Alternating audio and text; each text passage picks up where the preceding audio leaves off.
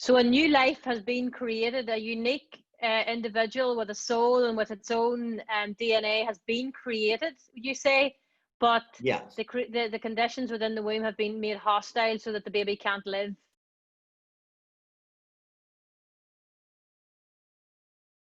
Hello and welcome to HLI Ireland's Let's Talk series. My name is Lisa O'Hare and today I'm joined again by Patrick McChrystal, our Executive Director.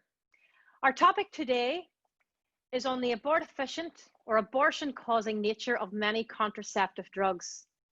This is an area of expertise for Patrick, so we're delighted to have you on, Patrick, to explain a little bit more of the biology of this and, first of all, how it affected you in your professional career. Well, it's great to be here, Lisa, and this is a subject very close to my heart. I was a young pharmacist in 1993, and I came to the decision professionally and ethically, indeed as a man of faith at the time, that I could no longer continue dispensing contraceptive pills and drugs, especially those who had an abortifacient or an abortion-causing effect. I knew from my pharmacist training that all the contraceptive pills and drugs had this mechanism of action operating in the background, and whilst it's not a predominant action in most cases, it's always there in the background, operative or potentially operative at any time. And I felt that I could no longer continue dispensing them, and I gave up handed in my notice to my job, and I ended up being 3 years unemployed. Went for 30 interviews and felt it was only fair way to tell my potential employers why I was looking for a job. But when they heard the reasons why I was looking for a job, no one wanted to employ me. And that started me into the whole pilgrimage, if you like, of writing what then my first book, and then after that my second book. And the first book was on the abortifacient nature of the contraceptive pill and lining up with Evangelium Vitae, Pope John Paul II's encyclical, The Gospel of Life. So this is something that most women, if not very many women, won't know. This could be very difficult and painful truth for some of them to realize. So I want to just, make it clear from the outset that if you're in the position where you are using a contraceptive drugs or have been in the past, this may be a difficult truth to process. We know through our faith that Jesus is all merciful. And it's not even, Patrick, it'd be clear to say that it's not even counted as a grave sin if you don't have full knowledge. So what we're trying to do today is to arm people with the knowledge of what exactly that they're putting into their bodies, the effect that it has on their unborn children, and hopefully to walk with you through that journey of realization, as painful as that can be. And we have some quotes from women who have discovered that very painful truth in their marriages. So Patrick, we'll begin now just with the biology of it. If you could describe to us the mechanism that you talk about that is abortifacient within the contraceptive pills. Yes, and just before I do, Lisa, may I just add my own comment that I'm not in the position of pointing the finger at anyone, because I dispensed these drugs for several years, and we're really all on the same boat, on the same journey as to being right with God in all our actions. And then the whole thing then of the fact that the contraceptive pills and drugs are abortifacient, what that means when you start thinking about it is that life just after conception, just after fertilization is lost. And that new human life it's human, it's got an eternal soul, it's sacred, made in the image and likeness of God, and with a dignity and a right to life of every human person. And that's what puts everything into such a profound context here for today's conversation. So yes, let me just show you now visually here on a diagrammatic way the biology of how the contraceptive pill and drugs work.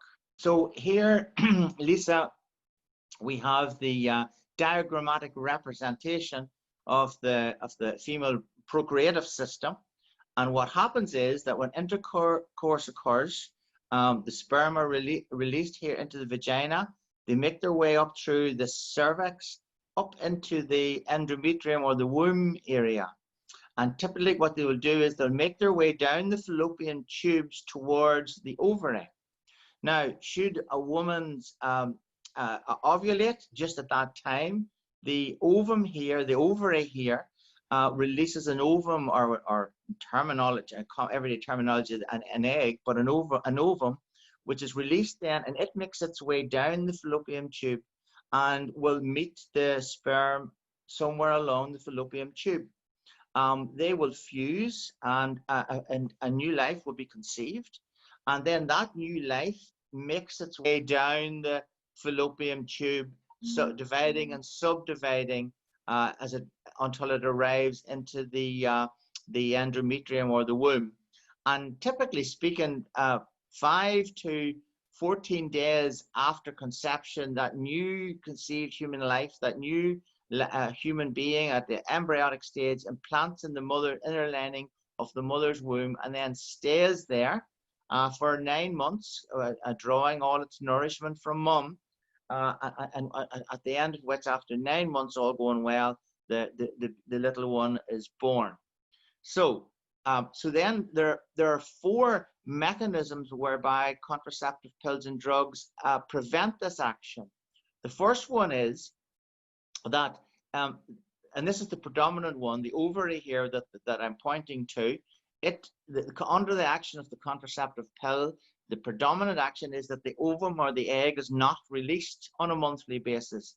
And that's where the term contraception comes from, against conception, that there is no conception because of the ovum is not released in the first place. But that's not the only way whereby the contraceptive pills and drugs actually do work. Because the second mechanism is that under the effect of the contraceptive pill, the movement of the ovum or the newly conceived human life down the fallopian tube, down into the womb, is slowed down, and that often has the effect of that maybe even preventing the baby from implanting here in the mother's womb. The third one is that the mucus, the cervical mucus here at this area, is thickened. And so under the effect of the contraceptive pill, if the mucus is thickened here, when intercourse occurs and the sperm are released, they can't come up past the cervical mucus, or at least their transit is reduced or thwarted to some degree, so that they don't quite reach the ovum in order to bring about a fertilization and conception. And then the fourth mechanism of action, which is the more explicit abortifacient mechanism, is that under the action of the contraceptive pill, the inner lining of the mother's womb is rendered hostile to implantation. So the newly conceived human life can't implant here, and then typically after a number of days will expire. I might even pass out at the next menstrual flow. So it's not true that the contraceptive pill is not abortifacient, because the 4 actions or mechanisms are operating, the 4 mechanisms, and should one not work, then one or the other 3 kicks in. But even having said that, there's always breakthrough pregnancies, even during perfect use of the contraceptive pill. But the one that we're most interested in today is examining the incidence and the likelihood of occurrence of the abortifacient, abortion-causing effect, where the baby is not able to implant in its mother's womb. So a new life has been created, a unique individual with a soul and with its own DNA has been created, you say, but yes, the conditions within the womb have been made hostile so that the baby can't live. It can't implant in the inner lining of its mother's womb, and therefore can't attach itself to its source of nourishment. And has every contraceptive pill got that mechanism in it? Every brand of contraceptive pill has that? Every one of them does, and each of them work a slightly different way. And let me just show you another chart that shows you, at least outlines, the range of ovulations of each of the different contraceptive pills, and namely the range of whereby the ovum is released out of the ovary and then down the fallopian tube. So let me just show you another slide. Okay. So here, Lisa, we have a chart that I've created, the ovulation rates of the different types of contraceptive products. There's this first one is the combined pill, and it allows up to 5% what's called breakthrough ovulation, meaning that an ovulation does occur even under the factor, the influence of the combined pill. The combined pill means that there's two drugs, the estrogen and the progesterone components are combined. So it does allow breakthrough ovulation between 0.1 and 5%. Then the progesterone only pill, the POP, it allows ovulation even up to 60%.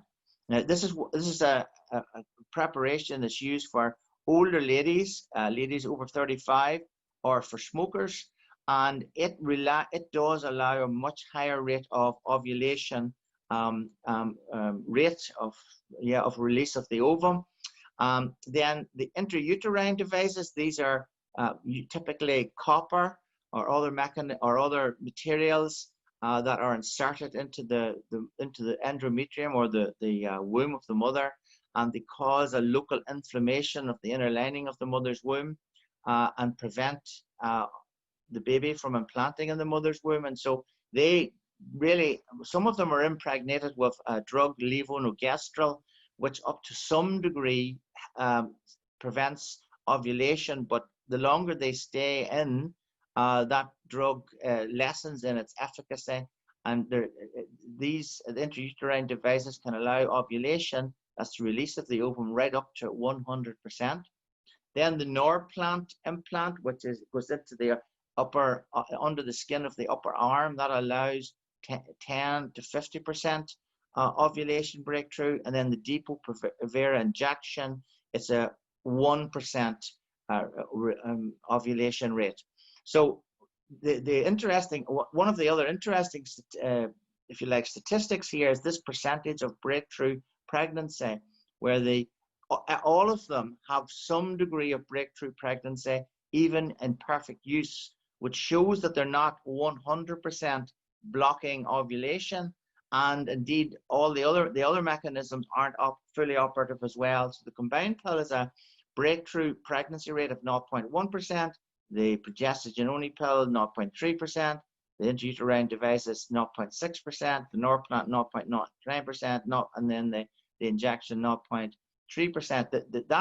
The actual sizes don't really matter that much. They just prove that there is ovulation and conceptions occurring during all these contraceptive pills and drugs. So those statistics, as you say, it doesn't really matter how low or otherwise that they are. The fact is that there are breakthrough pregnancies, that women are conceiving children unbeknownst to them, and those children are not being allowed or aren't able to grow within their mother's womb. So this is like a hidden danger and a hidden, shall I say, evil. I know evil is a strong word, but evil is anything that's against God. And I think what the quote in Evangelium Vitae was that, what you can give it to me there, Patrick? Yes, Pope John Paul II in his encyclical Evangelium Vitae, paragraph 9, he said, "Whoever attacks human life in some way attacks God himself." And that's a profoundly impacting statement when you consider the abortifacient nature of the contraceptive pills and drugs. But it must be said that a lot of women are largely oblivious to this going on during the use of contraceptive pills and drugs.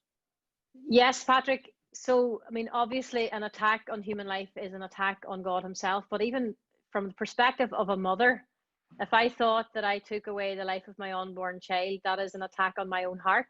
And so for very many women, this knowledge that there was a possibility, now they can never know going back in time, but there may be a haunting possibility that there was a life conceived, that they were responsible for its ending or its not being able to be brought to its full fruition and its birth. So this is it is an attack on motherhood, and I can feel the pain of those women who did not know this. And the purpose of what we're doing today is not, as you said before, to condemn. It's to bring into the light the truth of what these devices and what these drugs do. especially for younger women who are young girls who are beginning their journey of fertility, so that they can know in advance. And for those women who have this in their background, in their past, and indeed couples who have this in their past, that it's something that they can address, which will bring them healing and peace, to acknowledge. And this knowledge can bear fruit for future generations. And Lisa, do I understand that you've got one or two stories to share from one or two women?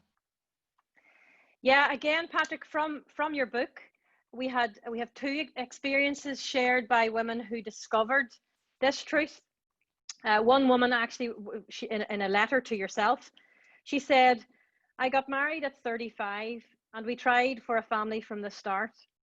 In the first year of marriage, we attended one of your talks on the abortifacient or abortion-causing nature of the contraceptive pill. I listened in horror as I learned it is possible to conceive and then lose a child by early abortion while using the pill. I was in shock and remained in shock for quite a few years. Sometimes I think I am still in shock when I ponder on that fact alone. How many years I lived in the culture of death. In effect, I may well have caused my children to die when I took the contraceptive pill and engaged in premarital sexual activity. The thought one day of meeting Jesus and hearing him say to me, 'These are your children you aborted through your use of the contraceptive pill,' was very distressing. But God's grace and infinite mercy can and does bring healing. I deeply regretted the fact I hadn't made more of an effort to inform my conscience, but in my teenage years and 20s, I didn't seem to have the inclination to do so." And we had another quote. Again, you acknowledge in your book that so many women have feelings of remorse and grief with this realization. This lady wrote, "For the first time in my life, I came to grips with the fact that I had not only shut myself off to life, but had also destroyed an unknown number of children. As I came out of that exhibit, The Wonder of Life, there was a giant rushing water fountain nearby. I walked over to it and began to sob uncontrollably. I stayed there for some time, absorbed in my sudden feelings of grief and remorse. This was the first time I became aware of the full impact of what I had done. I'm here to say that I will be silent no more about the children that I aborted through birth control." And there's also, it's also helpful to mention, Lisa, that there is a retreat for women who either have undergone abortions or even gone through the grief of realizing that they've lost children, perhaps through birth control, called Rachel's Vineyard. It's active here in Ireland. It's spread all over the world, and it has brought great healing to a number of women, and some of them my friends, and that help and healing is available. So Patrick, what about doctors, healthcare professionals and pharmacists? I mean, how would you like those people to receive this kind of information? Well, Lisa, John Paul II, in an address to Catholic Italian pharmacists in 1994, he said to them, "One cannot accept being party to attacks on life or on procreation." And that was a comment that made a big impact on me back at the time of my making my decision, that from the highest authority of the church, he was telling me I could not be party to attacks on life or on procreation. And a few years later, Pope Benedict XVI said words very similar, that he said we can't anesthetize consciences with respect to the effects of certain drugs and molecules that have the goal of preventing implantation of the embryo. And he was aware that this could happen. And John Paul II, in his encyclical Evangelium Vitae, says to every one of us, in fact, he says, and I quote it here, "Each individual, in fact, has moral responsibility for the acts he personally performs. No one will be exempted from this responsibility. And on the basis of it, everyone will be judged by God himself." Now, those are very stark words, because it's very easy to say, well, my job, if you're a healthcare professional, well, my job requires it, and I'm not really responsible. It's just the expected thing to do, or the patient's coming in wanting me to prescribe or dispense these things, and so it's very easy to try and let ourselves, if you like, off the hook. But John Paul II is saying here that no one can be exempted from the responsibility of the acts that we personally perform. And on the basis of it, everyone will be judged by God himself. And one of the driving factors that caused me to give up the dispensing of contraceptive pills and drugs was that I did not want to come to the end of my life and at the moment of my personal judgment, come before Jesus, the supreme high judge, and have to give account for all the babies and the little babies lost in early life through contraceptive pills and drugs or the morning after pills or whatever, and have to give account to him when I knowingly participated and knew that it was happening and yet continued to cooperate with that evil. And the church calls us at terms, it uses this phrase, we shall not, or we're called not to cooperate with evil in any situation, let alone this healthcare professional situation. And again, I want to reiterate that if there's any healthcare professionals listening to this, or you have someone, a listener, has a healthcare professional in your family and you show them this video, that there's no condemnation in Christ. We all make mistakes. We all do wrong. And as I said last week even, Jesus said to the woman caught in adultery, neither do I condemn you, go and sin no more. And I have to say that I have no regrets walking away from that whole scenario, not having anything more to do with the death of other human beings, and God will bless and guide your steps as if you're trying to genuinely follow his way. So Patrick, this whole idea of truth and the truth behind these mechanisms, and that people deserve to hear the truth of them, it also moves into what we'll cover next week, which is the effects of these contraceptive pills on a woman's body, on her health, psychological, physical well-being, which again, we are not told. These contraceptive pills are given out for all sorts of reasons, even from teenagers, from acne and all sorts of reasons, and not given that information. So that's something that we want to move on to next week. Yeah.